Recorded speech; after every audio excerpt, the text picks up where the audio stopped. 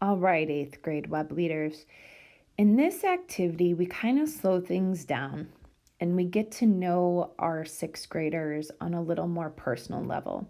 We've been playing a lot of games, we've been doing a lot of challenges, and in this activity, we actually ask them some questions that are going to help us get to know them a little better, kind of like icebreaker questions. So make sure that you highlight your intro and you say this out loud to your sixth graders. We've laughed, we've met some challenges, we've been silly and played. Now it's time to get to know a little bit about each other. And the leader is actually going to say in this activity, I have two lists of questions here. One is what's your favorite, and the other is would you rather. Each has 20 questions on it. Each of you is going to have the opportunity to tell me what kind of question you want to answer and the number you want. So for example, eighth grade web leaders, you're going to call on someone. Okay, number 1, Kelly. Do you want to what's your favorite or would you rather? And give me a number. And Kelly might say, I want what's your favorite number 4. Or she might answer, I would like to answer a would you rather question number 6. But before you call on your sixth graders, you guys are actually going to have your other web leader go first. Why do you think it is we always want our partner web leader to go first? That's right. Because you are going to model and your sixth graders are going to mirror what you do.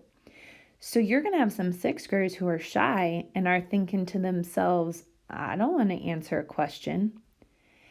But if your other web leader answers a question, then your sixth graders are going to feel comfortable enough to answer a question too.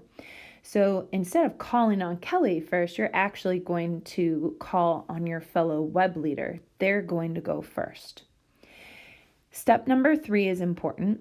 It says, as you play, you will most likely get an all play. An all play. And when this happens, you guys are going to explain, this is an all play. Everyone gets to answer this question. So that particular person will answer it first, and then you'll just kind of go around your screen or around in number order if you remember all their numbers because you wrote them down. And they're all going to get to answer that question. And remember, those all plays are signified with just a little asterisk next to that question. You don't have to explain the all play until it comes up naturally.